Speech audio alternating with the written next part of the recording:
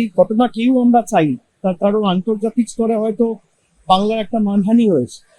বাংলাকে খাটো করে ছোট করে কয়েকজনের আচার আচরণের কারণে বাংলার মাথা হেট হয়েছে। এটা আমাদের কারোর কাছেই কাম্য নয়, বা এটা কখনোই কাঙ্ক্ষিত ছিল না। পুলিশ প্রশাসনের তরফ থেকেও একটা শিথিলতা, শৈথিল্য বা একটা গাফিলতি রয়েছে, এটা অস্বীকার করার জায়গা নেই। এবং সেই কারণেই ইতিমধ্যেই তদন্ত কমিশন বসিয়ে ইনকোয়ারি শুরু হয়েছে, এবং রাজ্য পুলিশের ডিজি সহ বিধাননগর পুলিশ কমিশনারেটের সিপি সহ যুব ভারতীর সিইও, এবং তার সাথে গতকাল আমরা দেখেছি যে ক্রীড়ামন্ত্রী অরূপ বিশ্বাসের পদত্যাগ পত্র মমতা বন্দ্যোপাধ্যায় গ্রহণ করেছে। যে আশা উৎসাহ নিয়ে দর্শকরা এসেছিল, কয়েকজনের ব্যবহার এবং আচার আচরণ বা আধিক্যতামি, আমি কথাটা শব্দটা এই কারণে ব্যবহার করছি, বেশি উৎসাহী হয়ে আধিক্যতামি দেখাতে গিয়ে যারা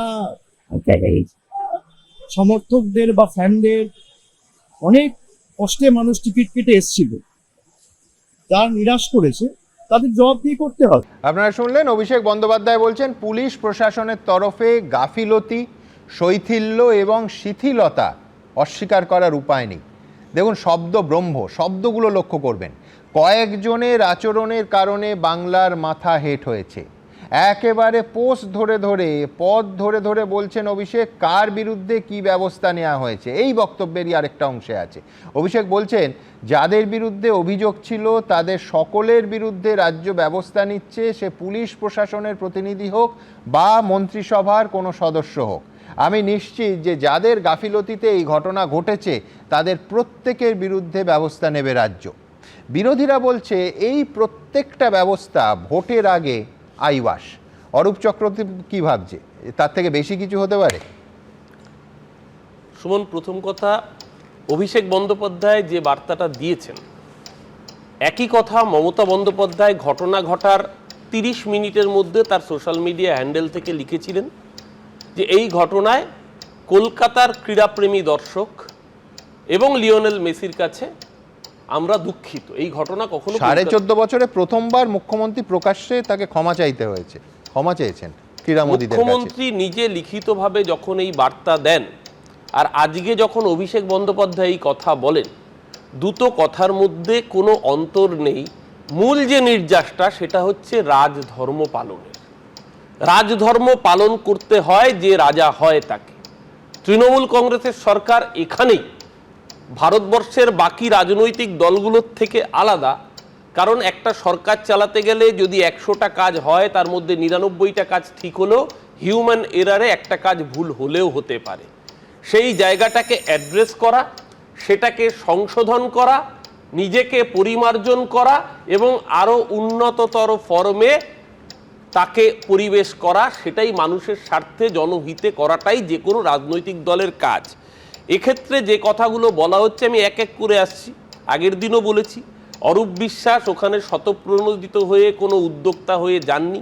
তিনি রাজ্যের ক্রীড়ামন্ত্রী তৎকালীন হিসেবে আমন্ত্রিত ছিলেন, আমন্ত্রিত হয়ে মাঠে গিয়েছিলেন। আজকে যখন শুভেন্দু অধিকারী আপনার চ্যানেলে বক্তব্য রাখছেন, অরূপ এবং সুজিতের জেল যাত্রার দাবি করছেন, কি অদ্ভুত আয়রনি, পাশে বসে রয়েছেন, পাশে দাঁড়িয়ে রয়েছেন যিনি, তার নাম অশোক দিন্দা। অশোক দিন্দা ওই সময় ওই মুহূর্তে ওই মাঠে উপস্থিত। অরূপ বিশ্বাস তো তখন তার পদাধিকার বলে মাঠে উপস্থিত ছিলেন। অশোক দিন্দা কোন এখতিয়ার ওই মাঠে উপস্থিত ছিলেন আমরা আগে জানি। হ্যাঁ, কিন্তু আমি বলছি তাহলে অভিষেক বন্দ্যোপাধ্যায় আধিক্যতা শব্দটা কার সম্পর্কে ব্যবহার করলেন? তুমি নিশ্চয়ই এই দাবি করবে না যে অশোক দিন্দা সম্পর্কে আধিক্যতা বলেছেন। আমি এটাই বলছি যে আজকে অভিষেক বন্দ্যোপাধ্যায় যেটা বলেছেন সেটা হচ্ছে কালেকটিভ রেসপন্সিবিলিটির কথা মাথায় রাখতে হবে। যারা বিরোধী সেটা হলো আধিক্যতাটা কে করলো? আমি আবারও বলছি, মানে আমি জানতে চাইছি তোমার কি মনে হয়? তুমি যখন জানতে চাইছো, আমি তিনবার আধিক্যতা শব্দটা ব্যবহার করেছেন। আমার উত্তরটা নিতে হবে। তো মাথায় রাখতে হবে রাজ্যের যারা বিরোধী দল তাদেরও গণতান্ত্রিক পরিসর রক্ষা করার যেরকম দায় থাকে, তেমনি রাজ্যের সম্মান রক্ষা করার দায় কিন্তু তাদেরও কোনো অংশে কম থাকে না। ঠিক যেই অভিযোগে বারবার করে অরূপ বিশ্বাসের দিকে আঙুল তোলা হচ্ছে বা সুজিত বসুর দিকে আঙুল তোলা হচ্ছে, এই একই অভিযোগ তো মহারাষ্ট্রের মুখ্যমন্ত্রীর স্ত্রী বা অশোক দিন্দা প্রত্যেকের ক্ষেত্রেই উঠছে। কিন্তু হাস্যকরভাবে আমি কেন বলছি পশ্চিমবঙ্গের সিটটা তো মহারাষ্ট্রের আধিক্যতা নিয়ে হয়নি। এবার আসছি, আপনি আবার বলতে পারেন যে ভারত ভ্রমণে কেন যাচ্ছি, কারণ রাজধর্ম পালন। দেখুন, এটা তো রাজধর্ম পালন মানে দেশের প্রধানমন্ত্রী অটল বিহারী বাজপেয়ী তিনি গুজরাটের তদানীন্তন মুখ্যমন্ত্রীকে বলতে বাধ্য হয়েছিলেন রাজধর্ম পালনের কথা, কারণ নরেন্দ্র মোদী গুজরাট দাঙ্গা থামাননি। মানছি এখানে ক্রীড়াপ্রেমী দর্শকরা বঞ্চিত হয়েছেন, খারাপ লাগা আছে, নিশ্চিতভাবে একটা গন্ডগোল হয়েছে, কিন্তু কোনো মানুষের স্ট্যাম্পেডে 82 জন মারা যাননি। মহাকুম্ভের সময় যখন 82 জন মানুষ স্ট্যাম্পেডে মারা গেলেন, পদত্যাগ ছেড়ে দিন, যোগী আদিত্যনাথকে একটা দুঃখ প্রকাশ করতে দেখেছেন? আমরা দেখিনি। ওই একই সময় যখন নিউ দিল্লি স্টেশনে স্ট্যাম্পেড হলো, রেলমন্ত্রী পীযূষ গোয়েলকে একটা দুঃখ প্রকাশ করতে দেখেছেন? দায়নামা দেখেছেন? পদত্যাগ ছেড়ে দিন, দেখিনি।